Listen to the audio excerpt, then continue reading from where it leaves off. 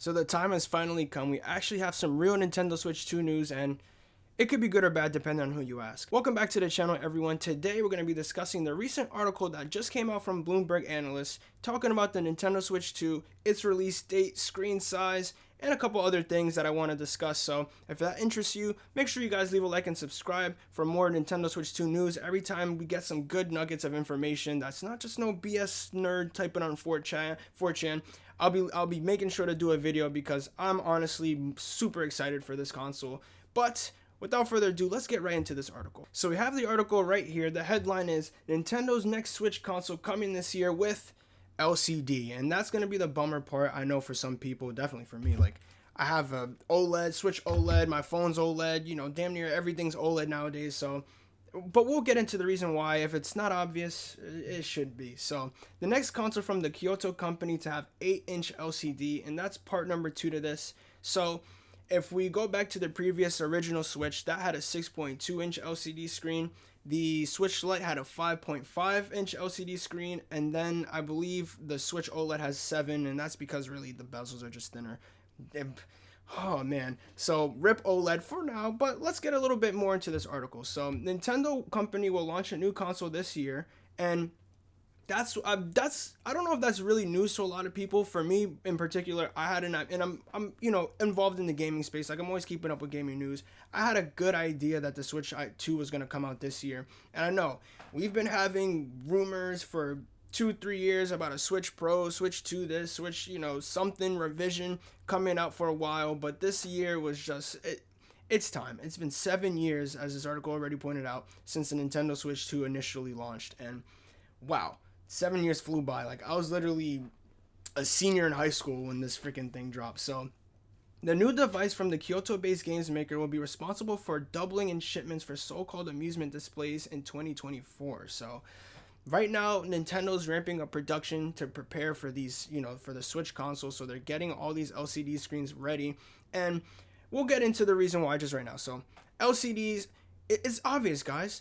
They're gonna do an OLED version. They just want you to pay for it again. So the Switch 2 initially, they're right now, when the Switch 2 drops, they'll have the LCD version, which everybody's gonna rush to buy. And then, maybe a year or two down the line, boom, random trailer just drops at a direct, or you just wake up on Twitter on X one day and you see Switch 2 OLED edition. Exactly, that's how it's going to be. They did it with the Steam Deck. They did it with the Switch again.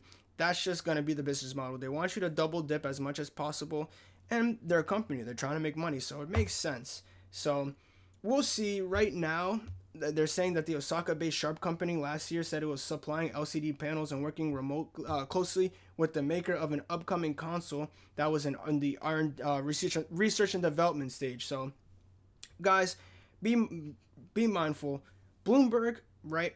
These people are legit. These analysts are people, they do this shit for a living. They're not no random nerds on 4chan typing da da da da.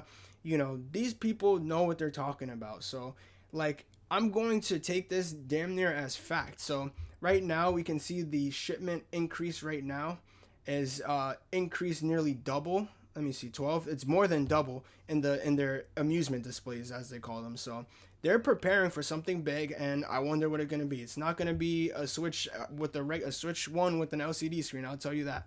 We could take a look here, read the rest of the article. It says competition in the console space has intensified with the growth of Sony's group, the PS5, which is the best-selling console. And remember, the Switch for a minute was the best-selling console every single month in the US and Japan. It was topping the charts every single month up until about 2022, if I remember properly, where the PlayStations and well, we're not going to talk about Xbox, good luck Xbox, but the PlayStation itself, once they started getting the production going, post-pandemic, everything, the PS5 was topping those charts. Like the Switch 2, and it makes sense because the Switch itself had declined. Like everybody you could possibly sell a Switch to damn near had 1, 2, or maybe 3 already. Like I don't know if I said it before, but literally I had the original Switch, the Redbox Switch, my sister Switch Lite, because I gave her, my Redbox Switch, because I sold my original Switch, and then the OLED. So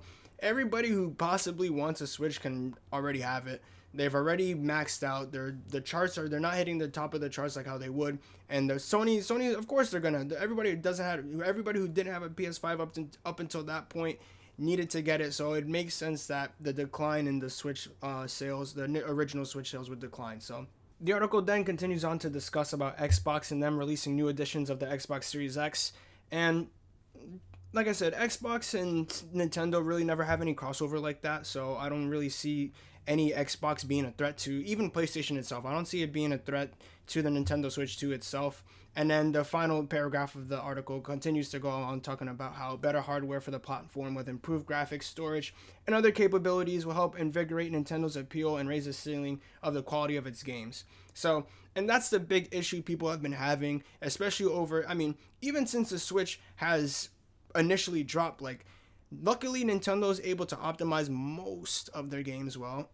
Pokemon, and hey, I have 700 hours in Pokemon, so I'm part to blame for that.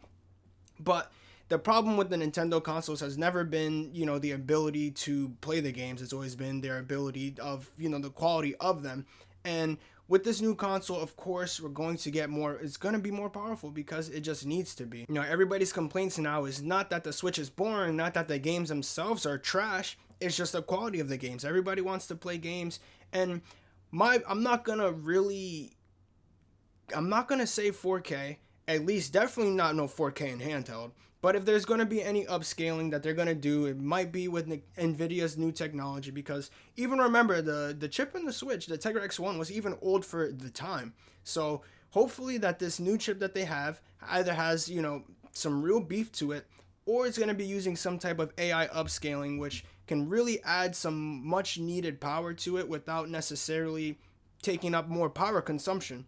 So that's yet to be seen. That's all speculation on my end, but none of that has been confirmed yet. So hopefully we do get some of that news soon, but that's not going to be really until the Switch itself comes out. We might have some type of analyst just like this talk about how it's going to be utilizing, you know, confirming its use of DLSS, but none of that has been confirmed yet. So we're still holding on to hear about that, but for the most part, that's pretty much it for the current news that we have. Like I said, LCD is a bummer, but people relax, don't fret.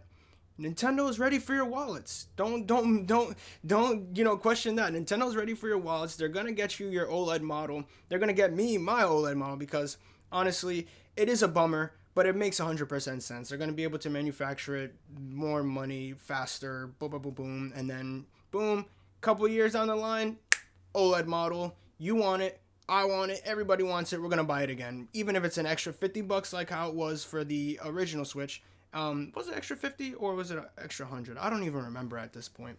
But I remember it was initially retailed at $350, and I got it on release day. So Nintendo knows there's people like us that are waiting and itching for that model. So be patient, everybody. That's going to end off this video, though. If you guys did enjoy, if you guys did find any of this informative, make sure you guys leave a like and subscribe. I just don't cover gaming news. I also do gaming reviews, gaming accessories, all sorts of stuff. So if you guys are interested in that, subscribe, notifications on. Let's try to reach 10 subscribers by, I don't know, whenever. Thank you guys all. Peace.